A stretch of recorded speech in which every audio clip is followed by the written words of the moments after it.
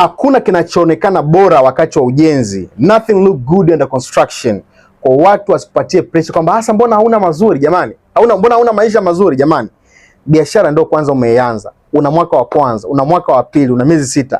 Alafu watu wanataka waone mafanikio makubwa, magari mazuri, eti ndio wakuamini. Sikia nikwambie, wasikupe pressure. Bado unajijenga, bado unajitafuta, bado unajenga. Hakuna kinachoonekana bora wakati wa ujenzi mpaka pale ujenzi utakapokamilika. Kwa wewe relax, endelea kupambana. Wakati wa mchakato hakuna kukupigia makofi ndugu yangu. Wewe tu pambana, wewe kuwa na Mungu wako, na usimruhusu mtu yeyote awe baba au mama kuingilia ndoto yote ambayo Mungu amekupatia. Hiyo ndoto ni kati ya wewe na Mungu. Umenielewa eh?